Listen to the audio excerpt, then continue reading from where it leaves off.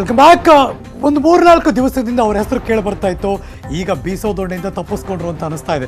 ಇದೀಗ ಬರ್ತಿರುವಂತಹ breaking news ನೋಡಿ. ಬೀಸೋದೊಣ್ಣೆಯಿಂದ ಪಾರಾದ್ರ ಶಶಿಕಲಾ ಜೊಲ್ಲೆ ಈ ಬಾರಿ ಕೋಕ್ ಕೊಡೋದಕ್ಕೆ ನಿರ್ಧರಿಸಿದ್ದರಂತೆ ಸಿಎಂ. ಆದರೆ ಕೊನೆ ಕ್ಷಣದಲ್ಲಿ ನಿರ್ಧಾರವನ್ನು ಬದಲಾಯಿಸಿದ್ದಾರೆ ಮುಖ್ಯಮಂತ್ರಿಗಳು. Breaking news.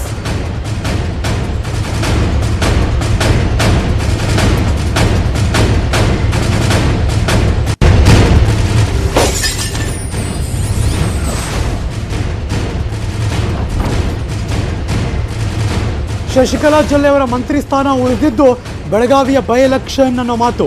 ಎಲೆಕ್ಷನ್ ಸಂದರ್ಭದಲ್ಲಿ ಅಸಮಾಧಾನ ಸ್ಫೋಟಗಳು ಅಂತ ಭೀತಿ ಇದೆ. ಹಾಗಾಗಿ ಏನಾದರೂ ಜೊಲ್ಲೆ ಕುಟುಂಬದವರು ತಿರುಗಿ ಬಿದ್ದರೆ ಕಷ್ಟ ಆಗಬಹುದು ಅನ್ನೋ ಆತಂಕ. ಬೆಳಗಾವಿ ಬೈ ಎಲೆಕ್ಷನ್ ಮೇಲೆ ಪ್ರಭಾವ ಬೀರುವಂಥ ಭೀತಿ. ಹಾಗಾಗಿ ಮಂತ್ರಿಗಿರಿಯನ್ನು ವಾಪಸ್ ಪಡೆಯೋದಕ್ಕೆ ಹಿಂದೇಟು ಹಾಕಿದ್ರು ಅನ್ನೋ ಮಾತು ಓಡಾಡ್ತಿದೆ. ಎಲೆಕ್ಷನ್ ಬಳಿಕ ಶಶಿಕಲಾ ಜೊಲ್ಲೆಗೆ ಕೋಕ್ ನೀಡುವಂಥ ಲೆಕ್ಕಾಚಾರ ಇರಬಹುದೇನೋ. ಬಟ್ ಈ ಕ್ಷಣಕ್ಕಂತೂ ಶಶಿಕಲಾ ಜೊಲ್ಲೆ ಅವರ ಹೆಸರು ಅವ್ರನ್ನ ತೆಗಿತಾರೆ, ರಿಸೈನ್ ಮಾಡಿಸ್ತಾರೆ ಅಂತೆಲ್ಲ ಕೇಳಿಬಂದಿತ್ತು. ಬಟ್ ಅದು ಹಳೆ ಮಾತು. ಈಗ ಶಶಿಕಲಾ ಜೊಲ್ಲೆ ಅವರು ಸೇಫ್ ಆಗಿದ್ದಾರೆ, ಸಂಪುಟದಲ್ಲೇ ಇದ್ದಾರೆ. ಮಹಿಳಾ ಮತ್ತು ಮಕ್ಕಳ ಕಲ್ಯಾಣ ಇಲಾಖೆ ಅವರ ಹತ್ರ ಇದೆ. ಶಶಿಕಲಾ ಜೊಲ್ಲೆ ಅವರಂತೂ ಸೇಫ್ ಆಗಿದ್ದಾರೆ.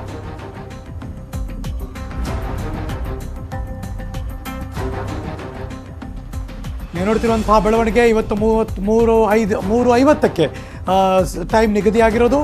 7 ಜನ ಸಚಿವರಾಗಿ ಪ್ರಮಾಣವಚನ ಸ್ವೀಕಾರ ಮಾಡ್ತಾರೆ. ಆದರೆ ಎಕ್ಸಿಟ್ ಆಗೋ ಪೋಲ್ನಲ್ಲಿ ಶಶಿಕಲಾ ಜೊಲ್ಲೆ ಅವರ ಹೆಸರು ಕೂಡ ಇತ್ತು, ನಾಗೇಶ್ ಅವರ ಹೆಸರು ಕೂಡ ಇತ್ತು, ಜೊತೆಗೆ ಇನ್ನೂ 2-3 ಜನ ಹೆಸರಿತ್ತು ಪ್ರಭಾವಿಯಾಗಿ. ಬಟ್ ಫೈನಲಿ ಅದು ನಾಗೇಶ್ ಅವರು ಮಾತ್ರ ಈಗ ರಿಸೈನ್ ಮಾಡಿರೋದು. ಶಶಿಕಲಾ ಜೊಲ್ಲೆ ಅವರು ನನಗೆ ಆತ್ಮವಿಶ್ವಾಸ ಇದೆ ಹಾಗಾಗಲ್ಲ ಅಂತಿದ್ರು. ಅದೇ ನಿಜ ಆಯಿತು. ಈಗ ಮಂತ್ರಿ ಸ್ಥಾನವನ್ನು ಅವರ ಹತ್ರನೇ ಉಳ್ಕೊಂಡಿದೆ. ಅದು ಬೆಳಗಾವಿಯ ಬೈ ಎಲೆಕ್ಷನ್ ಮೇಲೆ ಮುಂಬರುವ ದಿವಸದಲ್ಲಿ ಪ್ರಭಾವ ಬೀರ್ಬೋದು. ಬಿಕಾಸ್ MP ಬೈ ಎಲೆಕ್ಷನ್ ಇದೆ ಬೆಳಗಾವಿ ಭಾಗದಲ್ಲಿ. ಅದು ಪ್ರಭಾವ ಬೀರ್ಬೋದು. ಅವ್ರ ಕುಟುಂಬದವ್ರು ತಿರುಗಿ ಬಿದ್ದರೆ ಗೆಲ್ಲೋದು ಕಷ್ಟ ಆಗ್ಬೋದು. ಸೊ ಹಾಗಾಗಿ ಈಗ ಅರೆಸ್ಟ್ ತಗೊಳ್ಳೋದು ಬೇಡ ಅಂತ ಮುಖ್ಯಮಂತ್ರಿಗಳು ಅವರನ್ನು ಉಳಿಸಿದ್ದಾರೆ ಅನ್ನೋ ಮಾತು. ಅದಾದಮೇಲೆ ಏನಾಗುತ್ತೆ ಅಂತ ಮಾತ್ರ ಗೊತ್ತಿಲ್ಲ. ಬಟ್ ಈ ಕ್ಷಣಕ್ಕಂತೂ ಶಶಿಕಲಾ ಜೊಲ್ಲೆ ಅವರು ಮಂತ್ರಿಗಳಾಗಿ ಮುಂದುವರಿತಾರೆ. ಮಹಿಳಾ ಮತ್ತು ಮಕ್ಕಳ ಕಲ್ಯಾಣ ಇಲಾಖೆಯ ಮಂತ್ರಿಯಾಗಿ ಶಶಿಕಲಾ ಜೊಲ್ಲೆ ಅವರು ಇದ್ದೇ ಇರ್ತಾರೆ. ಸೊ ಶಿ ಸೇಫ್, ಏನು ಪ್ರಾಬ್ಲಮ್ ಇಲ್ಲ, ಸೇಫ್ ಆಗಿರ್ತಾರೆ.